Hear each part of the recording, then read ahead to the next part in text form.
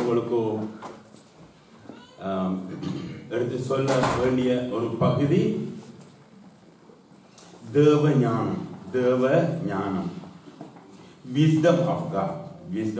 அதாவது தேவ ஞானம், அதை பற்றி சில நிமிஷங்கள் அவனுடைய வார்த்தையை நாங்கள் கவனிப்போம். கண்கள் மூடும். இந்த வரியில் முதிநாமத்தை மையப்படுத்துகிறோம். அந்த வார்த்தை எங்கள் உள்ளங்களில் பதியும்படியாக அந்த வார்த்தைக்கு நாங்கள் கீழ்ப்படிந்து நடக்க தேவரின் உதவி செய்யும்படியாக நாங்கள் செபிக்கிறோம்.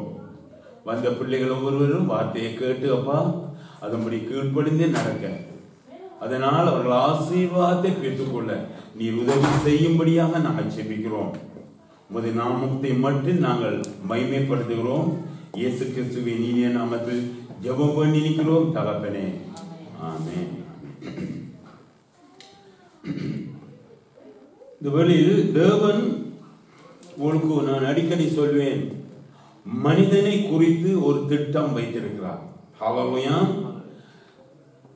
ஆண்டவர் மனிதனை குறித்து, மற்ற ஜாதிகள் அல்ல, மிருகங்கள் அல்ல, பறவைகள் அல்ல, ஊர்வனவைகள் அல்ல, மற்ற ஜீவன்கள் அல்ல, கர்த்தர் மனிதனை குறித்து ஒரு திட்டம் வைத்திருக்கிறார். ஹல்லேலூயா. அது மாத்திரமில்ல, அந்த திட்டம் சாதாரண திட்டம் அல்ல. மனிதனை குறித்து தெய்வம் ஒரு மகிமைப்படுத்தும் ஒரு திட்டம். மனிதனை அவர் ஒரு மகிமைப்படுத்தும் ஒரு திட்டத்தை வைத்திருக்கிறார். ஹல்லேலூயா. இன்னைக்கு மனிதனை மகிமைப்படுத்துவதில்லை, தன்னைத்தான் மகிமைப்படுத்துவான். அல்லாவிட்டால் அவன் தனக்கு யாரும் உதவி செய்வதென்றால் அதை எதையும் எதிர்பார்த்து மகிமைப்படுத்துவான். அதுவும் ஒரு அளவு மகிமை, தன்னுடைய மகிமைக்கு கீழே தான் மகிமைப்படுத்துவான். ஆனால் தேவன் என்பது அவர் ஒரு முக்கியமான திட்டம் மனிதனுக்குள் வைத்திருக்கிற அந்த திட்டம் மனிதனை மகிமைப்படுத்தும் திட்டம். ஹல்லேலூயா. பாருங்க பிரியமானே, இந்த மகிமைப்படுத்துற திட்டம் எப்பொழுது ஆண்டவர் செய்தார் என்றால், இந்த உலகத்தை அவர் உண்டாக்க முதல். நான் உங்களுக்கு அடிக்கடி உங்களை பற்றி நான் விசேஷமா நான் சொல்லுவது, அதை நீங்க அசதியா எடுத்துக்கொள்ள கூடாது. ஹல்லேலூயா. கடவுள் சில காரியங்களை உங்களுக்கு உணர்த்தும் பொழுது அதை நீங்கள் பெற்றுக்கொள்ள வாஞ்சியாக இருக்க வேணும். அல்லது இப்படியே அப்படியான்னு சொன்னீங்கன்னா you will lose a blessing. புரியுதா? ஆண்டவருடைய வார்த்தை நான் சொல்லும் பொழுதோ அதை நீங்கள் என்ன செய்ய வேணும்? அதை பிடித்து கொள்ளணும், அதை விசுவாசிக்க வேணும். காணாமல் விசுவாசிப்பதுதான் விசுவாசம் என்று பைபிள்ல சொல்லுகிறது. காண்கிறதை விசுவாசிக்க வேண்டிய அவசியம் இல்லை. ஹல்லேலூயா. புரியுதா? அன்பியா நான் சொல்லும் பொழுது நீங்கள் அதை விசுவாசித்து உங்களுடைய மனதில் நீங்கள் அறிக்கை செய்து கொள்ளுங்கள். அப்ப தேவனுடைய திட்டம் மனிதனை பற்றி ஒரு மகிமையாக, ஒரு மனிதனை மகிமையாக்கும் ஒரு திட்டம். ஹல்லேலூயா. அதே நேரத்தில் அந்த திட்டம் எப்பொழுது நடந்ததுன்னா, இந்த உலகம் உண்டாகும் முதலே அந்த திட்டத்தை ஆண்டவர் தீட்டி விட்டார். அந்த திட்டத்தை இன்றைக்கு ஒரு மனிதர்களாலும் கண்டுபிடிக்க முடியாது. ஹல்லேலூயா. மனிதன் எவ்வளவு அறிஞனாக இருக்கலாம், அல்லது எவ்வளவு விஞ்ஞானியாக இருக்கலாம், ஆனால் கர்த்தர் மனிதனை குறித்த அந்த திட்டத்தை அவனால் கண்டுகொள்ள முடியாது. ஹல்லேலூயா. பாருங்கள், அது ஒரு அறிய முடியாத ஒரு கர்த்தருடைய ரகசியம், அறிய முடியாத தேவனுடைய ரகசியம். ஹல்லேலூயா. அப்ப இது ஒரு முக்கிய செயல் திட்டமாக இருக்கிறது. ஆமென். பாருங்க பிரியமானே, சில காரியங்களை நீங்க பார்த்தீங்கன்னா, உபாகமம் 29ஆம் அதிகாரம் 29ஆம் வசனத்தை பாருங்கள். உபாகமம் 29:29 நீங்க பாருங்கள் என்ன சொல்கிறது. மறைவானவைகள் நம்முடைய தேவனாகிய கர்த்தருக்கே உரியவைகள், வெளிப்படுத்தப்பட்டவைகளோ இந்த நியாயப்பிரமாணத்தின் வார்த்தைகளின் படியெல்லாம் செய்யும்படிக்கு நமக்கும் நம்முடைய பிள்ளைகளுக்கும் என்றென்றைக்கும் உரியவைகள். ஆமென். பாருங்க, பைபிள்ல சொல்ற சட்ட திட்டங்கள், கட்டளைகள் உங்களுக்கு வெளிப்படுத்தப்பட்டிருக்கிறது. புரியுதா? இப்படி நடக்க வேண்டும் என்று வெளிப்படுத்தப்பட்டது. That is already God has given. அது வெளிப்படுத்த, அது உங்களுக்கு. ஆனா இன்னொன்று, அவர் மறைவானது அவருக்கு மாத்திரம்தான், அதை மனிதனால் வெளிப்படுத்த முடியாது. வாசிங்களேன், புரியுதில்ல? அதாவது ஆண்டவர் ஒரு மறைபொருளாக வைத்திருக்கிறதை எந்த விஞ்ஞானியோ எந்த ராஜாக்களோ எந்த பெரியவனோ கண்டுபிடிக்க முடியாது. ஹல்லேலூயா. அது என்ன மறைபொருள் என்றால் அதுதான் மனிதனை பொருத்திய ஒரு திட்டம். அந்த மறைபொருட்களில் ஒன்று மனிதனை குறித்த ஒரு திட்டம், அந்த மனிதனை மகிமைப்படுத்தும் ஒரு திட்டம். அது மாத்திரமில்லை, அது எப்பொழுது என்றால் உலகம் உண்டாகும் முதலே ஆண்டவர் அந்த திட்டத்தை வகுத்தார். நாங்க கவனிச்சு கொள்ளுங்க, அது யாராலையும் அறிய முடியாது. புரியுதா? அது ஆண்டவருடைய ஞானத்தினால் உண்டாக்கினார். அதுதான் நான் போய் சொன்னேன், அது தேவ ஞானம், மனித ஞானம் இல்ல, தேவ ஞானம். 1 கொரிந்தியர் 2:7 வாசிப்போம். 1 கொரிந்தியர் 2:7. உலக தோற்றத்திற்கு முன்னே தேவன் நம்முடைய மகிமைக்காக ஏற்படுத்தினதும் மறைக்கப்பட்டதுமாயிருந்த ரகசியமான தேவ ஞானத்தையே பேசுகிறோம். ஆமென். தேவ ஞானத்தையே பேசுகிறோம் என்று பவுலடியான் கொரிந்தியருக்கு சொல்கிறான். உலகம் தோற்றப்படுவதற்கு முன்னே தேவன் நம்முடைய மகிமைக்காக, பாருங்க, ஆருடைய மகிமைக்காக? நம்முடைய மகிமைக்காக. அப்ப நாம் கர்த்தருடைய பிள்ளைகள், நமது மகிமைக்காக. ஹல்லேலூயா. அப்ப மனுஷன் அல்ல, எல்லா மனிதருடைய மகிமை அல்ல. இயேசு கிறிஸ்துவை நீங்க விசுவாசிக்கும் பொழுது உங்களுக்கு கர்த்தர் மகிமையான ஒன்றை செய்ய அவர் உலக தோற்றம் முதலே அவர் நியமித்து விட்டார். ஹல்லேலூயா. நல்லா கவனிச்சுக்கோங்க, உங்களுக்கு முக்கியத்துவம் கர்த்தர் கொடுக்கிறார். அலட்சியம் பண்ணீங்கன்னா, ஏசா அலட்சியம் பண்ணி அவன் அழுதும் அவனுக்கு கிடைக்கவில்லை. ஹல்லேலூயா. அதே போல அது மறைக்கப்பட்ட ஒரு ரகசியம், அது தேவ ஞானம். கர்த்தர் அதை மறைக்கப்பட்டது என்று சொல்லும் பொழுது மற்றவர்களுக்கு மறைக்கப்பட்டது. இருளில் இருக்கிறவன் தான் இருளில் இருக்கிறபடியா அவன் வெளிச்சத்துக்கு வர விருப்பமில்லை, அவன் வெளிச்சத்தை வெறுக்கிறான். அதாவது கடவுளை, இயேசுவை விசுவாசித்து வர முடியாதவர்கள் அவர் இருளில் இருக்கிறார்கள். இயேசுவை விசுவாசித்து வந்தவர்கள் அவர்கள் வெளிச்சத்தின் பிள்ளைகளாக இருக்கிறார்கள். இந்த பிள்ளைகளைத்தான் ஆண்டவர் தேவ ஞானத்தோடு உலகம் உண்டாகும் முதல் அவர் உங்களை ஆயத்தப்படுத்தினார். புரியுதா? சரிதா? அப்ப பாருங்கள், இது ஆண்டவருடைய ஒரு தேவ ஞானத்தினால் உண்டாக்கப்பட்ட தேவனுடைய ரகசியத்தின் திட்டம். பாத்தீங்க, நாங்க எவ்வளவு கர்த்தருக்கு ஒரு விசேஷித்தமான பாத்தீங்களா? உங்களுக்கு அழகா உங்களுக்கு புரியும்படி சொன்னேன். பாருங்கள், அப்ப நாம உலக தோற்றத்துக்கு முன்னே மனிதனை கிறிஸ்துவுக்குள் தேவன் சிருஷ்டித்தார். ஏன் அப்படி சிருஷ்டிக்க வேணும்? உலக தோற்றத்துக்கு முன்னே ஏன் தேவன் சில குறிக்கப்பட்ட தமக்காக ஏன் சில ஜனங்களை தெரிவு செய்ய வேண்டும் என்று ஏன் தெரிவு செய்தார் என்றால், அவர் எல்லாரையும் சிருஷ்டித்தார். ஆனால் தமக்காக கொஞ்ச ஜனங்களை அவர் தெரிவு செய்து கொண்டார். நீங்க பார்க்கலாம், நம்முடைய குடும்பங்கள், நம்முடைய சமுதாயங்களுக்குள்ள எல்லாரும் ரட்சிக்கப்படல. ஆனா அதுக்காக நீங்க விட்டு விட முடியாது. மற்றவங்க ரட்சிக்கப்படணும் தான் நீங்க என்ன செய்யணும்? ஜெபிக்கணும், அவங்களுக்கு சொல்லணும், நீங்க வார்த்தைகளை சொல்லணும். ஹல்லேலூயா. இந்த காலம் செல்லாது. இன்றைக்கு நாளைக்கு வராது. இன்றைக்கு பொழுது முடிந்தா அடுத்த காலைக்கு முடிந்து வந்தா இன்றைய தினம் வராது. அது போயிட்டு நமக்கு அவனுடைய ஆயுளில் ஒரு நாள் போயிட்டு அதை திரும்பவும் உங்களால் எடுக்க முடியாது. அதான் சொல்லுவது, காலத்தை பிரயோஜனப்படுத்திக் கொள்ளுங்கள். ஹல்லேலூயா. பாருங்க பிரியமானே, அப்ப நமக்கு ஆண்டவர் ஏன் நம்மை உலக தோற்றத்துக்கு முன்பு தமது தேவ ஞானத்தினால நம்மை மகிமைப்படுத்த ஏன் தெரிந்து கொண்டார் என்றால், அதாவது மனிதன் அன்பில் எப்பொழுதும் பரிசுத்தம் உள்ளவனாக இருக்க வேண்டும் என்று. தேவன் நம்மை ஏன் தெரிந்து கொண்டார் என்றால், அவர் தம்மேல் வைத்த அன்பினாலே எங்களை தெரிந்து கொண்டார். எங்களுடைய கெட்டித்தனம் அல்ல, அல்லது எங்களுடைய டேலண்ட் அல்ல, அல்லது எங்களுடைய பரிசுத்தமும் அல்ல. அவர் தன்னுடைய இருந்த அந்த தேவ அன்பின் நிமித்தமாக எங்களை தெரிந்து கொண்டார். ஹல்லேலூயா. அப்ப நம்மை மகிமைப்படுத்த அவர் தெரிந்து கொண்டார். உலக தோற்றத்துக்கு முன் எங்களை தெரிந்து கொண்டார். அவருடைய தேவ ஞானத்தினால் எங்களை தெரிந்து கொண்டார். மற்றவர்களுக்கு அது மறைக்கப்பட்டதாக இருக்கிறது. ஹல்லேலூயா. பாருங்க, ஏன் நம்மை தெரிந்து கொண்டார் என்றால் அவர் நாம் அன்பில் பரிசுத்தம் உள்ளவராக அவரை போல இருக்க வேண்டும் என்று விரும்புகிறார். ஹல்லேலூயா. அவரை போல இருக்கணும். ஒரு தகப்பன் தன்னை போல குழந்தை இருக்கணும் நினைப்பான். ஒரு தாய் என்ன செய்வா? தன்னை போல ஒரு குழந்தை இருக்கணும். ஆமா இல்லையா? சில சில காரியங்கள் தாய் தகப்பனை போல இருக்கும். ஹல்லேலூயா. அதே போல ஆண்டவர் அவரை போல ஒரு அன்பில பரிசுத்தம் உள்ளவர்களாக நாம் இருக்க வேண்டும் என்று நம்மை தெரிந்து கொண்டார். புரியுதா? வாசியுங்கள் எபேசியர் 1:4, 1ஆம் அதிகாரம் 4ஆம் வசனம்.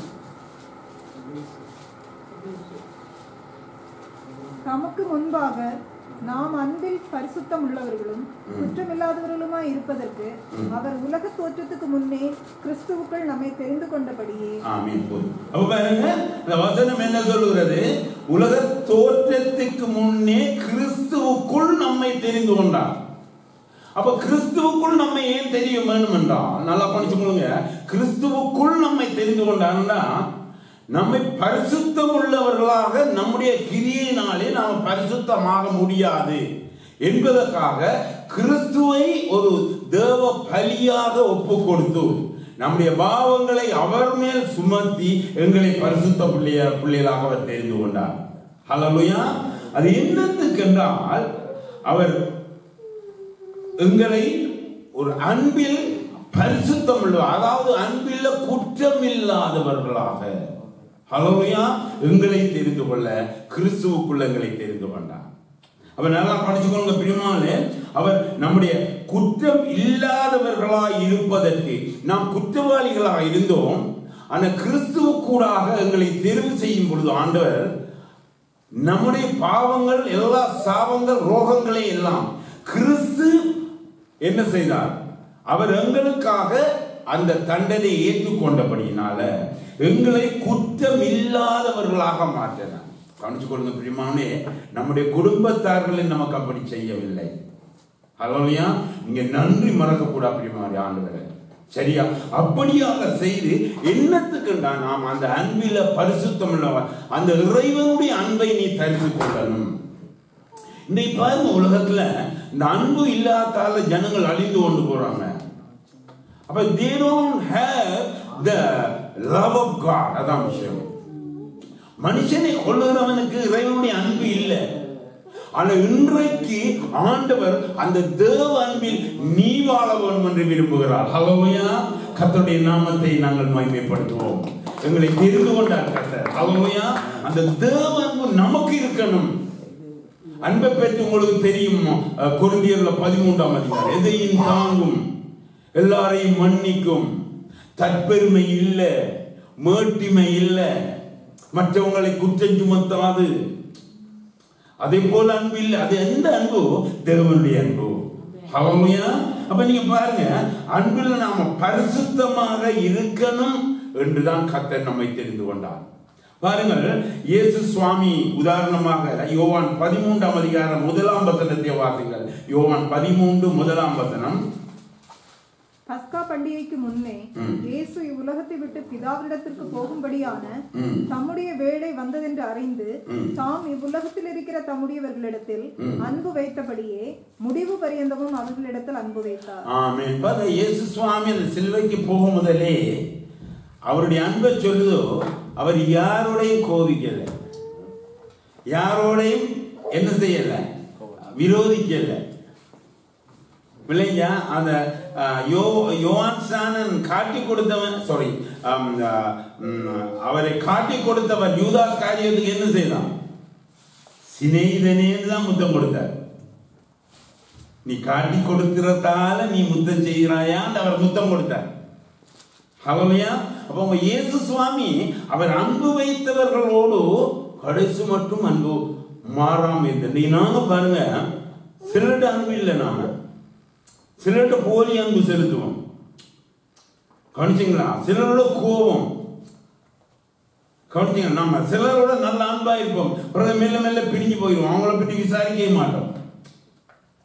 சில இடங்கள் நம்மளோட பரம்பரையா கோவிச்ச குடும்பத்துல இன்றைக்கு நாம கதைக்காம இருக்கிறோம். நம்மளோட தாய் தகப்பன் சிலவால் நம்மகிட்ட சொல்லிட்டு போவோம், அவங்க எங்களுக்கு செய்தது நீ சாவு மட்டும் அந்த கலாச்சாரத்தை நீ பின்பற்றி அவங்களோட பக்கமும் திரும்பி பார்க்காத. புரியுதா உங்களுக்கு? அப்ப அப்படியான அன்புதான் மனிதனுடைய அன்பு.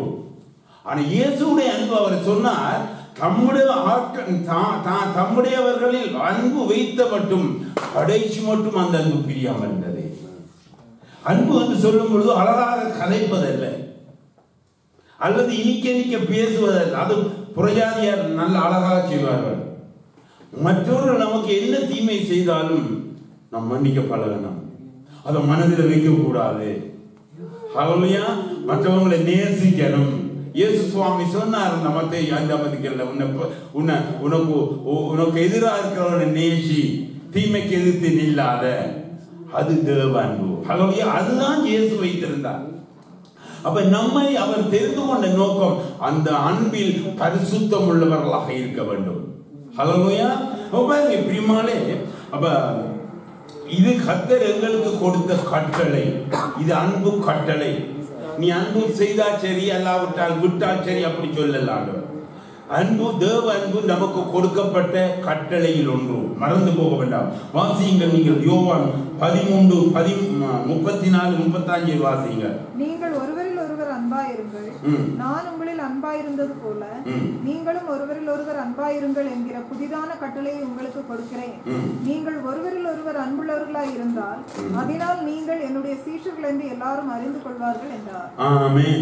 ஆண்டவர் அழகா சொல்றார், நீங்கள் ஒருவரில் ஒருவர் அன்பாயிருங்கள், ஏனென்றால் நான் உங்களில் அன்பாயிருந்தேன். ஹல்லேலூயா. ஆண்டவர் நமக்கு இயலாத ஒரு காரியத்தை சொல்லுவதில்லை. அடுத்தது தாம் செய்யாத காரியத்தை ஆண்டவர் நமக்கு சொல்லுவதில்லை.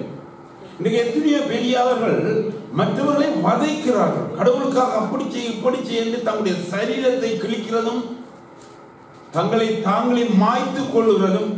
இப்படி நம்முடைய அன்பு தெய்வம் சொல்லவில்லை. அவர் செய்யாத ஒன்றையும் ஆண்டவர் செய்யாத ஒன்றையும் நமக்கு சொல்லவும் இல்லை. இதுவரையில் அவர் அப்படி செய்யவில்லை. அவர் சொன்னார், நான் உங்களில் அன்பாய் இருந்தது போல நீங்கள் உங்களில் ஒருவருக்கு ஒருவர் அன்பாயிருங்கள். ஹல்லேலூயா. நீங்கள் ஒருவருக்கு ஒருவர் அன்பாய் இருக்கிறபடியினால் தான் என்னுடைய சீஷர்கள் என்று அவர்கள் அறிந்து கொள்வார்கள். ஹல்லேலூயா. அப்ப பாருங்க, ஆண்டவர் தம்முடைய அன்பை அப்படியே எங்களுக்கு கட்டளையாக கொடுக்கிறார். அப்ப நீங்க அன்பு இருக்கன்னு நீங்க சொல்ல தேவையில்ல. மற்றவங்க இவங்க இயேசுவுடைய சீஷர்கள் என்று சொல்லக்கூடியதாக அந்த அன்பு நமக்குள்ளே இருக்கணும். அதைத்தான் ஆண்டவர் சொல்றார். அந்த அன்பு உனக்கு செலுத்த முடியாது என்று சொல்லவில்லை. ஆண்டவர் சொல்றார், நான் உன்னை அதை போல நேசித்தேன், என் ஜீவனை கொடுத்தேன். ஹல்லேலூயா. ஒரு சிநேகிதனுக்கு ஒரு ஜீவனை கொடுக்கிறது போல அன்பு வேறு இல்லை. அவர் சொல்றார், நான் உனக்கு அந்த அதே மாதிரி நீ அன்புல தெரிந்திருந்து ஒருவருக்கு ஒரு அந்த அன்பை நீ செலுத்தினால் மற்றவர்கள் நீ ஆண்டவருடைய சீஷர்கள் சொல்வார்கள். புரியுதா?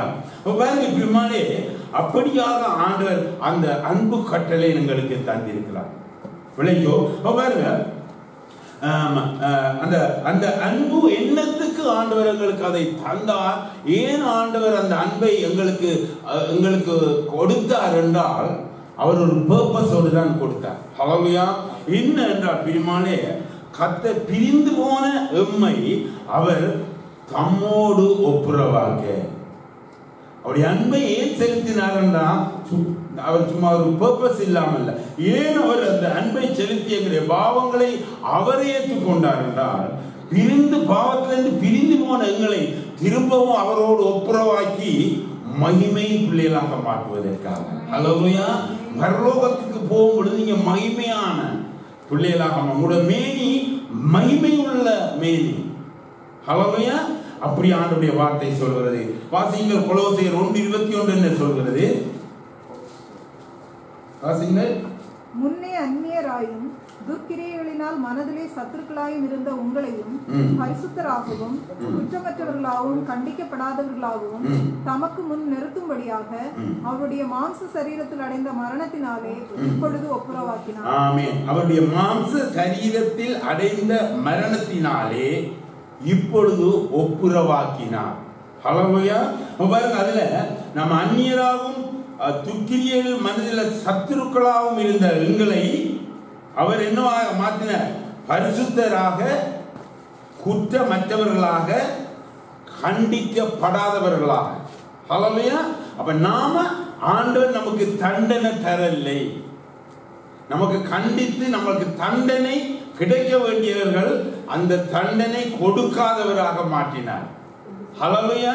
அது மாத்திரமல்ல, நம்முடைய குற்றங்களை எடுத்து போட்டார். நாங்கள் பாவிகள் அல்ல. சில கள்ள உபதேசங்கள் நாங்கள் பாவிகள் அல்ல.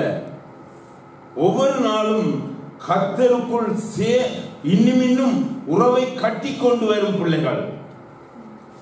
எங்களுடைய பாவங்களை அவர் எடுத்துட்டார். ஹல்லேலூயா. எங்களுடைய குற்றங்களை அவர் எடுத்துட்டார். நமக்கு அந்த குற்றம் இனி இல்லை. ஒவ்வொரு நாளும் ஆண்டவர் நம்மளோடு பேசும் பொழுதோ நம்முடைய ஒவ்வொரு அழுக்குகள் நீங்கி கொண்டு போகிறது. நாம் என்னென்னத்துல ரட்சிக்கப்படவில்லையோ ஒவ்வொன்றிலையும் ஆண்டவர் ரட்சித்து கொண்டு வருகிறார். ஹல்லேலூயா. நாங்கள் பாவிகள் அல்ல. கடைசி காலங்களில் கள்ள உபதேசங்களுக்கு நீங்க இடம் கொடுக்க வேண்டாம். ஹல்லேலூயா. பாருங்க, அவர் பரிசுத்தமாகவும் குற்றமற்றவர்களாகவும் கண்டிக்கப்படாதவர்களாகவும், penalty of sin, கடைசில பாவத்தின் தண்டனை மரணம். ஆனா அந்த தண்டனை கொடுக்காதவராக எங்களை தண்டிக்காதவராக மாற்றினார். ஹல்லேலூயா. அப்ப அப்படியாக, ஏனென்றால் அவர் அவருடைய சரீரத்துக்கூடாக, அவர் அடைந்த மரணத்துக்கூடாக நம்மை திரும்பவும் தம்மோடு ஒப்புரவாக்கினார். ரீகன்சிலியேஷன், திரும்பவும் ஒரு ஒற்றுமைப்படுத்தினார். தூரமாய் இருந்த நாம் நம்முடைய குடும்பத்தை கர்த்தரோடு சேர்த்துக் கொள்ள முடியவில்லை. யாராலே முடியவில்லை. நம்முடைய சரீரத்தை நாம் பணயம் வைத்து முடியாது.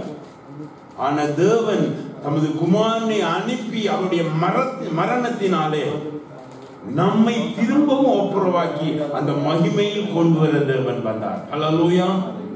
பாருங்க, எபேசியர் 5ஆம் அதிகாரம் 27ஆம் வசனத்தை பாருங்கள். வாசிங்க.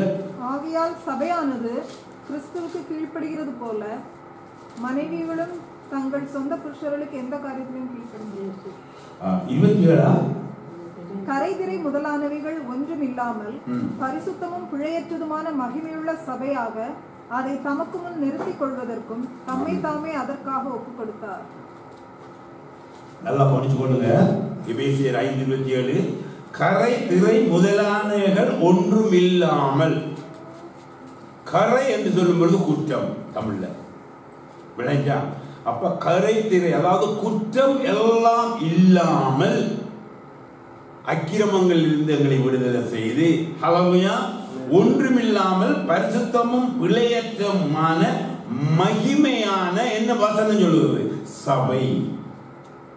நல்லா கவனிச்சு கொள்ளுங்க. ஆண்டுடைய வருகையின் போது சபை எடுத்துக் கொள்ளப்படும். சபையில் அங்கத்துவம் வகிக்கும் பிள்ளைகள் எடுத்துக் கொள்ளப்படுவார்கள். சபையை பைபிள்ல வெளிப்படத்திலிருந்து தொடக்கம் கடைசி மட்டும் சபையை அலங்கரிக்கப்பட்ட ஒரு மணவாட்டி என்று சொல்லப்படுகிறது. இயேசு கிறிஸ்துவை மணவாளன் என்று சொல்லப்படுகிறது. அப்ப மணவாளன் என்று சொல்லும், மணவாளன் யாரை சந்திக்க வருவான் சொல்லுங்க. ஒரு திருமணம் நடக்குது, நம்ம ஒரு திருமணம் நடப்பிக்கிறோம். மாப்பிள்ளைய என்ன அழகாக எல்லாம் கொண்டு வந்து, மாப்பிள்ளை யாரை சந்திக்கிற? நாம கல்யாணத்து போறாங்களா சந்திக்கமா? யார் சந்திப்பாங்க? அந்த மணப்பெண். அந்த மாப்பிள்ளையை அந்த மணப்பெண்ணுக்கு அழகாக அலங்கரித்திருப்பார். ஈவன் அழகு இல்லாத ஒரு பெண்ணும் கூட அழகாக மாற்றப்படுவார். ஆமா இல்லையா? ஆமென். கடந்த காலத்தை நினையாகும். ஹல்லேலூயா. நல்ல இது பாருங்க பிரியமானே. அப்ப ஏனென்றால் அந்த மணவாளன் அவளை விரும்ப வேணும். அதை போல்தான் இயேசுவாமி சொல்றாரு. ஆண்டவர் சொல்றார், நீ இந்த கரைதிரை எல்லாவற்றையும் மாற்றி பிழையற்றதுமான மகிமையான சபை, அதுக்காக தம்மை தாம் ஒப்பு கொடுத்தார். அப்ப அந்த சபை மகிமை அடைய, நீங்கள் எங்க மகிமை அடைவீங்களா? சபையில. அப்ப சபை கூடி வருகிறதை நீங்கள் விட்டு விட வேண்டாம். அதான் பைபிள் சொல்றோம். இல்ல நாங்க இல்ல இன்னும் அதுக்கு போறது அப்படி சொல்லாது. சபை முக்கியத்தை நான் சொல்லும் காலத்தில் சொல்லும் கேட்டுக்கொள்ளுங்க. சபை நமக்கு முக்கியம். சபைதான் பரிசுத்தமாக மகிமையுள்ளதாக ஆண்டவர் வருகையின் போது எடுப்பார். சபை என்பது ஆண்டவர் ஏற்றுக்கொண்ட பிள்ளைகள் ஒன்று சேர்ந்து துதித்து வார்த்தையை கேட்கும் இடம். அப்ப ஆண்டவர், நான் நேரத்தோடு சொன்னேன், உங்களை மகிமையாக ஆண்டவர் தன்னோடு ஒப்புரவாக்க போகிறார் என்றால் அது சபையில்.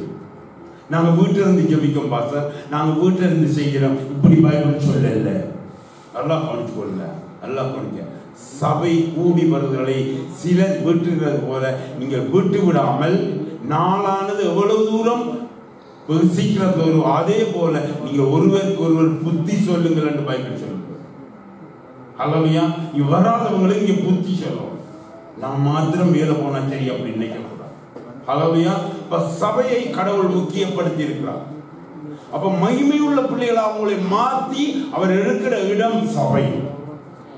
அல்லவையா, நல்லா வாய்ச்சி பாருங்க. அதுபடினால ஒப்புரவாக்கப்பட்ட தேவ பிள்ளைகள் தங்களுடைய ஜீவியத்தில் எப்படி இருக்க வேண்டும் என்றால், நடைமுறையில் நீ இயேசுவை காட்ட வேண்டும். நீ ஒரு ஆவிக்குரிய சபையில் இருந்தால் மற்றவர்கள் உன்னை கண்டு இங்கு வர. புரியுதா? நம்மை கண்டு மற்றவர்கள் வர. அப்படியே நீங்க மற்றவங்களுக்கு முன் சாட்சியா இருக்கு. வீட்டுக்குள்ள சாட்சியா இருக்கிறது, வீட்டுக்குள்ளே சிலவுல சாட்சியா இருக்கிறது. கேப்பா, நீ சேர்ச்சுக்கு போற, எப்படி நடக்காம கேப்பா, சேர்ச்சுக்கு போயெல்லாம் அப்படி சில இடத்துல கேட்கறதா இல்லையா? கடவுளும் மனைவி கேட்பாங்க, நீ என்ன சேர்ச்சுக்கு போறா, சேர்ச்சு இப்படித்தானே நீ நடக்கிறன்னு. வீட்டுக்குள்ள முதல் சாட்சி இருக்கிறது, அதுக்கப்புறம் மற்றவங்களுக்கு முன்னுக்கு சாட்சிக்கு போறோம். அல்லவையா, அப்ப பாருங்க, வாசிங்கள் கொலோசியர் 3ஆம் அதிகாரம் 16-17. கிறிஸ்துவின் வசனம் உங்களுக்குள்ளே சகல ஞானத்தோடும் பரிபூர்ணமாக வாசமாய் இருப்பதாக, சங்கீதங்களினாலும் கீர்த்தனைகளினாலும் ஞானப்பாட்டுகளினாலும் ஒருவருக்கொருவர் போதித்து புத்தி சொல்லிக் கொண்டு உங்கள் இருதயத்திலே கர்த்தரை பக்தியுடன் பாடி, வார்த்தையினாலாவது கிரியினாலாவது நீங்கள் எதை செய்தாலும் அதையெல்லாம் கர்த்தராகிய இயேசுவின் நாமத்தினாலே செய்து அவர் முன்னிலையாக பிதாவாகிய தேவனை ஸ்தோத்திரியுங்கள். ஆமென். அப்ப பாருங்கள், கிறிஸ்துவின் வசனம் உங்களுக்குள்ளே சகல ஞானத்தோடும் பரிபூர்ணமாக வாசமாயிருக்கணும். அப்ப ஆண்டவருடைய தேவ வசனம் உங்களுக்குள்ள இருக்கணும். ஏன்னா அந்த வசனப்படி நீங்க நடக்கணும். நம்மளுக்குள்ள அந்த வசனம் இருந்தா தான் நாம் என்ன செய்யலாம், வசனப்படி நடக்கலாம். வசனத்தை தெரிஞ்சாதான் அப்படி நடக்கலாம். இந்த எத்தனையோ பேருக்கு வசனம் நல்ல பாடம், நல்லா தெரியும், ஆனா நடப்பதில்லை, நடக்கிறது குறைய. பிள்ளைங்க அப்ப அத நாம் என்ன செய்யணும், நாம் நடப்பது மட்டுமல்ல மற்றவர்களுக்கும் அதை சொல்லணும். பிள்ளைங்க ரோமர்ல சொல்றது, பிரசங்கிக்கா விட்டால் யாரு அதை கேட்பார்கள். அப்ப ஒருவன் கேட்கறதுக்கு தேவையா, கேட்க வேணும்னா என்ன செய்யணும், ஒருவன் பிரசங்கிக்கணும். அப்படிதான் சொல்லப்படுது. இப்ப கேள்வியினால்தான் விசுவாசம் வரும். விளைஞ்ச பிரியமானே, அப்ப ஒருவன் கேட்கக்குள்ளதான் அவனுக்கு இறைவன் விசுவாசம் வரும். அப்ப அந்த கேட்கிறதுக்கு ஒருவன் என்ன செய்யணும், இன்னொருவன் பிரசங்கிக்கவன். புரியுதா? அதான் ஆண்டவர் சொல்றார், வசனம் உங்களுக்குள்ளே ஞானத்தோடு பரிபூர்ணமாக வாசமாயிருக்கணும். அப்ப அந்த வார்த்தையின்படி நீ மாத்திரம் நடக்க கூடாது. அடுத்த ஸ்டெப் பைபிள் என்ன சொல்லுதுன்னா, நீ ஒருவருக்கு ஒருவர் போதிக்கணும். நம்ம மற்றவங்களோட பழகலையே சொல்லுங்க. ஃப்ரெண்ட்ஸ் இருக்கா இல்லையா? ஃப்ரெண்ட்ஸ் இருக்கா இல்லையா? நிறைய இருக்கு உங்களுக்கு ஃப்ரெண்ட்ஸ், எனக்கு தெரியும். ஆமா இல்லையா? என்னப்பா, நிறைய இருக்கு ஃப்ரெண்ட்ஸ். ஆல்ரெடி வார்த்தை சொல்றது இன்றைக்கு இருக்கிற நாளைக்கு போகாது. நாட்கள் சரியான நாட்கள் கொடிதாக இருக்கிறது. பைபிள், இங்கிலீஷ் பைபிள் எடுத்து வாங்க, ரிசர்ச் பண்ணீங்கன்னா அந்த நாட்கள் பிசாசுக்குள்ளே இருக்கிறது. Evil things, evil thoughts, evil deeds. நாட்கள் பொல்லாததாக இருக்கிறது. புரியுதா? ஆனபடியா அந்த காலத்தை நீ பிரயோஜனப்படுத்து. எப்படி? உன்னுடைய வார்த்தை உனக்குள்ள அது பரிபூர்ணமாக அது வரணும். அதே நேரத்தில் ஒருவருக்கொருவர் நீ போதித்து புத்தி சொல்லு. ஹல்லேலூயா. அதே நேரத்தில் நீ எதை செய்தாலும், அதை வார்த்தையினாலோ அல்லது எதை செய்தாலும் நீ கர்த்தராகிய இயேசுவின் நாமத்தினாலே பிதாவை ஸ்தோத்திரம் பண்ணு. நல்லா படிக்கணும் பிரியமானே.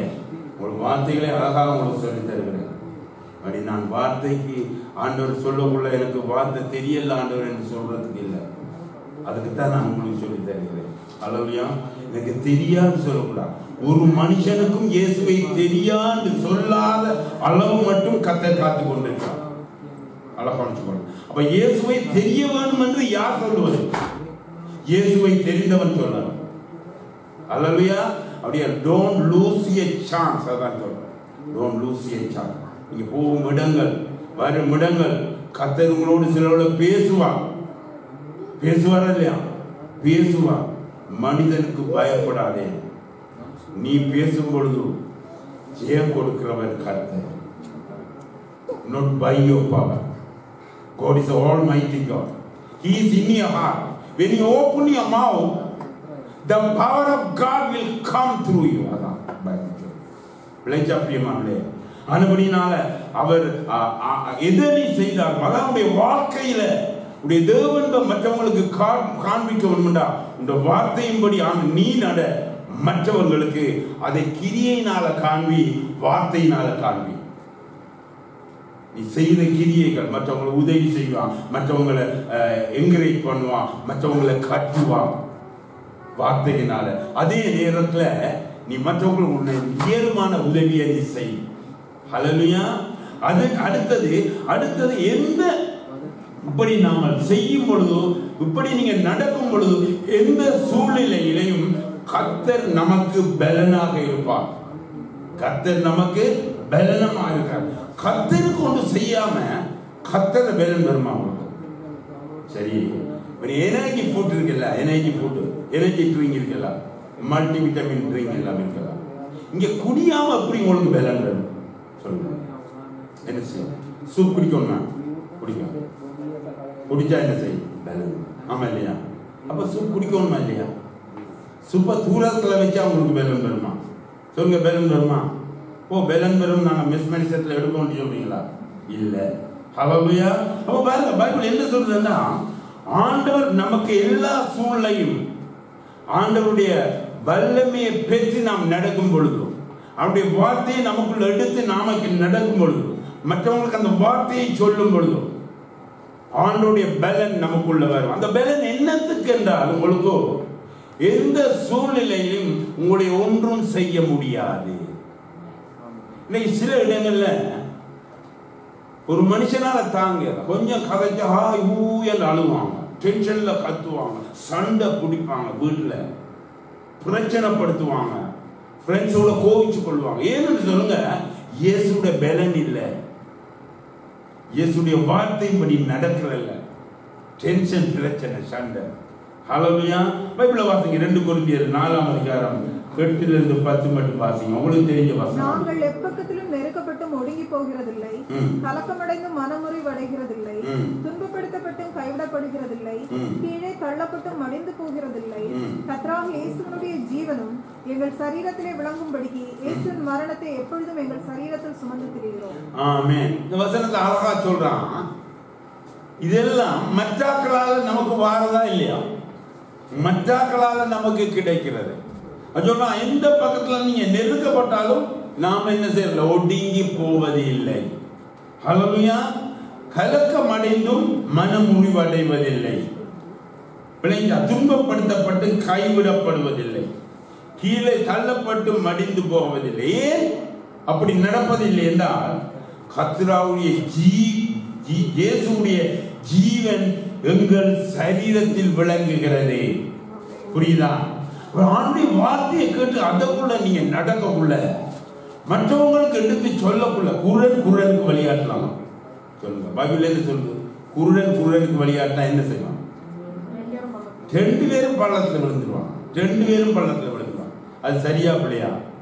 அது போல ஆண்டவருடைய பிள்ளைகள், ஆண்டவர் தந்த வசனம் உங்களோட பைபிள் இருக்கு, உங்களோட வீட்டுல வாசிக்கணும், அதுபடி கீழ்ப்படியணும், அதுபடி நடக்கணும். ஆனா மற்றவங்களுக்கு அதை சொல்லணும். நீங்க ஏன்னா வார்த்தை பஞ்சம் வரும் காலமும். நீங்க இங்க வாரக்கூடிய வார்த்தையை நீங்க படிக்கிறீங்களா இல்லையா? படிக்கிறீங்களா இல்லையா? அப்ப வார்த்தை உங்களுக்குள்ள நல்லா கிரிய செய்தா இல்லையா? ஹல்லேலூயா. அப்ப நான் அந்த வார்த்தையின்படி நடக்கிறபடியா நான் உங்களுக்கு சொல்லணும். அப்படி வார்த்தையின்படி நான் நடக்காட்டி நாங்க 2 பேரும் விழுந்துருவோம். புரியுதா? புரியுதா? அப்ப பாரு, வார்த்தையை நாம படித்து அதன்படி நடந்து மற்றவங்களுக்கு சொல்லும் பொழுதோ அவங்களை நீங்க ப்ரமோட் பண்றீங்க, அவங்களை நீங்க ஆசீர்வதிக்கிறீங்க, அவங்களை உங்களை போல பரலோக ராஜ்யத்தை கொண்டு சேர்க்கிறீங்க. கர்த்தர் விரும்பி அந்த தெய்வீக அன்பு உங்களுக்குள்ள பிரவாகித்து ஓடுகிறதை ஆண்டவர் காண்கிறவராக இருக்கிறார். அதே நேரத்துல உங்களை யாரும் உசுப்ப முடியாது. அவங்க மற்றவங்க உங்களை எந்த பக்கத்துல நெருக்கினாலும் நீங்க ஒடுங்கி போக மாட்டீங்க. Because you have the power of God in your heart. புரியுதா? உடைய வாழ்க்கையில் நீ அதை செய்யக்குள்ள இறைவனுடைய உயிர்த்தெழுந்த வல்லமை, கர்த்தர் இன்னைக்கு இயேசு கிறிஸ்துவுடைய அநேக அதிசயங்கள் எப்படி செய்யறா, அவருடைய உயிர்த்தெழுந்த வல்லமை, resurrection power, அது மரணத்தை தள்ளி போட்டுது. இயேசுவின் வல்லமுள்ள நாமத்தில் சொல்வது நடக்கும். ஆண்டவர் சொன்னார், என்னை விசுவாசிக்கிற என்னை விட பெரிய அதிசயமான காரியங்களை செய்வான். அது ஆண்டவர் வாக்குத்தத்தம். ஹல்லேலூயா. அப்ப பாருங்க, நமக்கு எந்த நேரத்துல மற்றவங்க ஒடுக்கினால் நாங்கள் கலக்கம் அடைவதில்லை, மனம் உறைவதில்லை. அது உங்களுடைய ஸ்பிரிச்சுவல் மெச்சூரிட்டியை காட்டுகிறது. ஹல்லேலூயா. பாருங்க, அப்படி ஏனென்றால் கர்த்தருடைய இயேசுவுடைய ஜீவன் எங்கள் சரீரத்தில் இருக்கிறது, எங்களுடைய சரீரத்தில் இருக்கிறது, எங்களுடைய ஆத்மாவில் இருக்கிறது. ஒரு குடும்பத்தில் ஒரு பிரச்சனை ஓண்டு அழுது அடிச்சு ஹார்ட் அட்டாக் வந்து என்ன இந்த பால்பிடேஷன் வந்து டென்ஷன் ஆகி, ஹல்லேலூயா, அடுத்ததான் பார்த்தா விசிலோட ஆம்புலன்ஸ்ல போகும். ஹல்லேலூயா. பாருங்க, ஆண்டவருடைய பிள்ளைகளுடைய பலன், அவர்கள் எதையும் சகிப்பார்கள், இயேசுவை போல மாறுவார்கள். இயேசு ஒருவரை அடிக்கையும் இல்லை, இயேசையும் ஒன்றும் செய்யவில்லை. ஆனால் தேவ பலன் அந்த பவுல் அது மாதிரி மாறினான். ஹல்லேலூயா. அப்ப அவன் தான் அவனுடைய அனுபவத்துக்குள்ள இதை சொல்கிறான். அப்ப கர்த்தராகிய இயேசு கிறிஸ்துவின் ஜீவன் நம்முடைய சரீரத்தில் விளங்கும். அது மட்டுமல்ல, பிரியமானே, எம்மை தெரிந்து எங்களை எப்படியாக பரிசுத்தப்படுத்திய தேவனுக்கு நாம் என்ன செய்ய வேண்டும்? ஹல்லேலூயா. இப்ப நான் சொன்ன காரியம் உங்களுக்கு ஆண்டவர் செய்துட்டார், இனி செய்ய போறதில்லை. நீங்க ஆண்டவரை விசுவாசி வாரீங்களா இல்லையா? விசுவாசிங்களா இல்லையா? உடைய பாவங்களை எல்லாம் ஆண்டவர் கடல்ல தள்ளி போட்டாரா இல்லையா? நீங்க பாவி இல்லைன்னு நீங்க நிச்சயப்படுத்துறீங்களா இல்லையா? இதெல்லாம் ஆண்டவர் உங்களுக்கு செய்த, உங்களை பற்றி நான் சொல்றதுக்கு தான் அவ்வளவு வசனங்களை எடுத்தேன். அப்ப உங்களை ஆண்டவர் உலக தோற்றத்துக்கு திட்டம் திட்டினாரா இல்லையா? உங்களை மகிமைப்படுத்துகிறாரா இல்லையா? அவர் சபை கூட உங்களை மகிமையில ஏற்றுவாரா இல்லையா? ஹல்லேலூயா. அப்ப பாருங்க பிரியமானே, அப்படின்னா நீங்க உங்களுடைய வாழ்க்கையில அது மாதிரி நடக்கும், அது மாதிரி செயல்படுத்த மற்றவங்களுக்கு அன்பை சொல்லுற ஆண்டவர் எதிர்பார்க்கிறார். ஹல்லேலூயா. வாசியுங்கள் கொலோசியர் 1:28 வாசியுங்கள். கொலோசியர் 1:28. எந்த மனுஷனையும் கிறிஸ்து இயேசுக்குள் தேறினவனாக நிறுத்தும்படிக்கு அவரையே நாங்கள் அறிவித்து, எந்த மனுஷனுக்கும் புத்தி சொல்லி, எந்த மனுஷனுக்கும் எல்லா ஞானத்தோடும் உபதேசம் பண்ணுகிறோம். ஆமென். பாருங்க, பவுல் சொல்றான் கொலோசியருக்கு, எந்த மனுஷனையும் கிறிஸ்து இயேசுவுக்குள் தேறினவனாக நிறுத்தும்படி. அப்ப எந்த மனுஷனையும் இயேசு கிறிஸ்துவுக்குள்ள அவன் ஒரு மெச்சூரிட்டி அடைகிறதுக்கு நாங்கள் ஆக்குகிறோம். அப்ப இயேசுவை பற்றி சொல்லி இயேசுவை குணத்தை அவனுக்குள்ள மாற்றுகிறோம். ஹல்லேலூயா. அடுத்தது நாங்கள் அவரே அறிவித்து எந்த மனுஷனுக்கும் புத்தி சொல்லுவோம். எந்த மனுஷனும், குறிக்கப்பட்ட மனுஷனை சொல்லலாங்க, நாங்க பார்க்கிற ஜனங்களுக்கு நாங்க சொல்லுறோம். எந்த மனுஷனையும் நாங்க கிறிஸ்துவுக்குள்ள தேர்னவனாக்கி வேற யாரையும் வேற பிரியார சொல்லாதுங்க. ஒருவரின் ஜீவனை கொடுக்கல, ஒருவரின் சிலுவையில் அறையப்படல, 3ஆம் நாள் ஒருவர் உயிர்த்தல, ஒருவரும் அப்படி ஜீவன் உள்ளவராக இருக்கவில்லை. அதான் சொல்றான், கிறிஸ்துவுக்குள்ள தேறினவர்களாக எந்த மனுஷனையும் மாற்றுகிறோம். ஹல்லேலூயா. எந்த மனுஷனையும் அவரை அறிவிக்கிறோம், அவர்களுக்கு புத்தி சொல்லுகிறோம். அப்ப எல்லா ஞானத்தோடும் உபதேசம் பண்ணுகிறோம். பாருங்க, அழகா சொல்றாங்க. பாருங்க, நமக்கு ஆண்டவர் செய்த கிருபையை நாம் மறக்க கூடாது. மனுஷன் எதனால உதவி செய்தா நீங்க மறக்கிறீங்களா? சொல்லுங்க, மறக்கிறீங்களா? எதனால உங்களோட ஃப்ரெண்ட்ஸ் எல்லாரும் என்ன செய்தா மறந்துடுவீங்களா? மச்சான் அப்படி எல்லாம் செய்வீங்க மச்சான், நான் மறக்க மாட்டேன் அப்படி சொல்றதா இல்லையா? மச்சானா மச்சியா எனக்கு தெரியல, சரி மச்சானா மச்சி என்னமா ஹல்லேலூயா. அப்ப அவங்க என்ன செய்வாங்க? நீ இவ்வளவு உதவியெல்லாம் செய், அப்ப இந்த உலகத்து காரியத்துக்கே உங்களுக்கு மறக்க முடியாட்டி உங்களுக்கு ஆண்டவர் செய்த கிருபைகளை நீங்க மறக்க கூடாது. அப்ப எந்த மனுஷனுக்கு நீங்க உபதேசம் பண்ணணும், அதை ஆண்டவர் எதிர்பார்க்கிறார். எந்த மனுஷனையும் கிறிஸ்துவுக்குள்ள தேறினவனாக மாற்றணும். நீங்க பயப்படக்கூடாது, சந்தர்ப்பங்களை விட்டு கூடாது. ஹல்லேலூயா. அப்படி நீங்கள் உபதேசம், அதைத்தான் ஆண்டவர் விரும்புகிறார். ஏன் உங்களை மகிமைப்படுத்தினார், ஏன் உங்களை மன்னித்தார், ஏன் உங்களுக்கு அந்த தெய்வீக பலனை தந்தார் என்றால், அதை போல மற்றவனுக்கு கர்த்தரை உபதேசிக்க வேண்டும். ஹல்லேலூயா. புரியுதா உங்களுக்கு? உபதேசிக்க வேண்டும். அது எந்த காரியங்களையும் நீங்கள் ஆண்டவரை அறிக்கை பண்ண வேண்டும். வாசிங்க இன்னொரு வசனம் நம்பாங்க. அப்போஸ்தலர் 4ஆம் அதிகாரம் 18ஆம் வசனம். அப்போஸ்தலர் என்ன செய்தார் என்று உங்களுக்கு சொல்லுகிறேன். அவர்களை அழைத்து இயேசுவின் நாமத்தை குறித்து எவ்வளவும் பேசவும் போதிக்கவும் கூடாதென்று அவர்களுக்கு கட்டளையிட்டார். பாருங்க, அப்போஸ்தலர் சபை, அப்போஸ்தலர் ஜனங்கள் சீஷர்களை கூப்பிட்டு என்ன சொன்னாங்க? சங்கரின், அதாவது அவங்க சங்கத்துல கூப்பிட்டு என்ன சொன்னாங்க? இயேசு குறித்து பேரே நீங்க கதைக்க கூடாது சொன்னாங்களா? சொல்லலையா? இவங்க தான் இயேசு சுவாமி சிலுவை அறைய போகக்குள்ள எங்க போனவங்க? கெத்செமனே தோட்டத்துல இருந்து. சொல்லுங்க, என்ன செய்தவங்க? அவங்க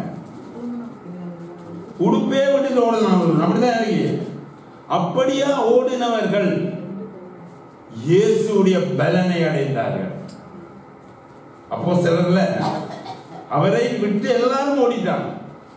விளங்கியா? இரவோடு இரவாக அவரை பிடிக்க வந்தோடனே ஒருவனும் இல்லை.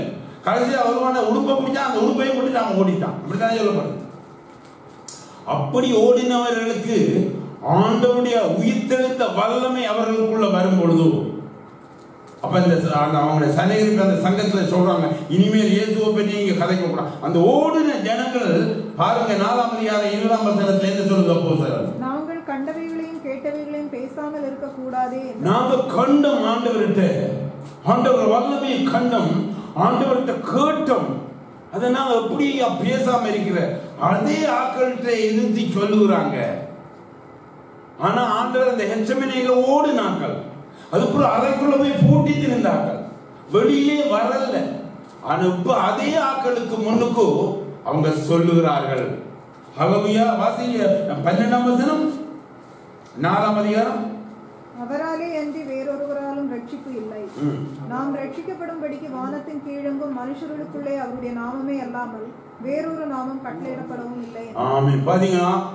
அழகாக பப்ளிக்கா எல்லாருமே சொல்லுறாங்க, அவராலே அன்றி வேறொருவருக்கும் ரட்சிப்பு இல்லை. ரட்சிப்பு முக்கியமா சொல்லப்படுது.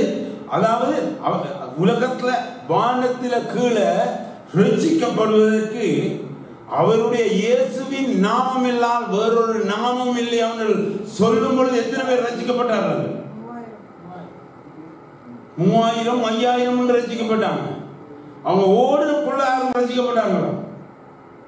ஆனா ஆண்டவருடைய வல்லமையை பெற்று அவள் பேசும் பொழுது அநேகர் ரட்சிக்கப்பட்டார்.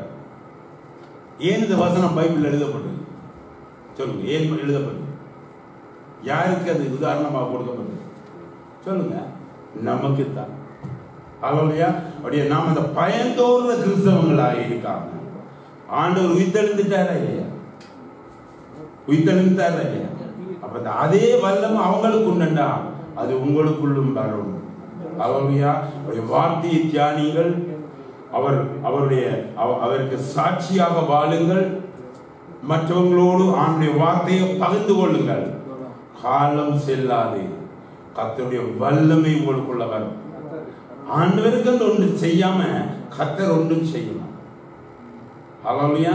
ஆபிரகாமுக்கு நீ அங்க போ என்று சொல்லி கீழ்ப்படியக்குள்ள அங்கு கடவுள் ஆசீர்வதி. ஹல்லேலூயா. ஆண்டவர் சில காரியங்கள் உங்களுக்கு சொல்லக்குள்ள நீங்க அதை செய்துங்க, கர்த்தர் ஆசீர்வதி. உங்களை ஒருவர் ஒசிப்பேர் எழுந்து ஒரு நிமிஷம் கண்டு. ஹல்லேலூயா. நன்றிதான். இந்த வேலைக்காக நாங்கள் ஜெபிக்கிறோம் சுவாமி. விசேஷமாக ஆண்டவரே, இந்த வேளையிலும் ஒரு வார்த்தை எங்களை ஆண்டவரே பலப்படுத்தியதற்காக சோதரிக்கிறோம். ஆண்டவரே, உலகம் உண்டாகும் முதல் உமது தேவ மகிமைக்காக எங்களை தெரிந்து கொண்டு மற்றவர்களுக்கு மறைக்கப்பட்ட ஒரு தேவ ஞானமாக எங்களை மகிமைப்படுத்த நீர் இந்த உலகத்தில் வந்து எங்களை தெரிந்து கொண்டதற்காக நன்றி செலுத்துகிறோம். ஆண்டவரே, நீர் கொண்ட அந்த தெரிவை நாங்கள் மனதில் நினைத்தவர்களாக, அதை உணர்ந்தவர்களாக ஆண்டவரே, நீர் எங்களை மகிமைப்படுத்தி இந்த சபை ஒன்று கூட்டியதற்காக நன்றி செலுத்துகிறோம். நீர் மகிமைப்படுத்திய அந்த மகிமையை நாங்கள் எங்கள் வாழ்க்கையில், கிரியையில், வார்த்தைகளில் மற்றவர்களுக்கு எடுத்து காட்ட எங்களுக்கு பலன் தரும்படியாக நாங்கள் ஜெபிக்கிறோம். அது மட்டுமல்ல இயேசுவே நீரே இரட்சகர் என்பதை நாங்கள் காண்பவரிடம் உபதேசிக்க நீர் எங்களை பலப்படுத்துவீராக. காலம் பொல்லாதது, காலத்தை பிரயோஜனப்படுத்திக் கொள்ள எங்களுக்கு உதவி செய்வீராக. ஹல்லேலூயா. ஆண்டவரே, நீங்கள் செய்த இந்த நன்மையை நாங்கள் மறவாத பிள்ளைகளாக இரண்டாவது வருகையின் போது நீர் சொன்ன அந்த மகிமையுள்ள மேனியோடு நாங்கள் மட்டுமல்ல அநேகரை கொண்டு சேர்க்கும் பிள்ளைகளாக தேவ வல்லமையை, ஞானத்தையும் புத்தியையும் எங்களுக்கு தர வேண்டும் என்று நாங்கள் ஜெபிக்கிறோம். கேட்ட பிள்ளைகளை ஆசீர்வதிப்பீராக. உமது கிருபை உள்ள கரம் கூட இருக்கட்டும். நீர் மகிமை அடைவீராக. இயேசுவின் இனிய நாமத்தை ஜெபிக்கிறோம் எங்கள் நல்ல தகப்பனே. ஆமென். இந்த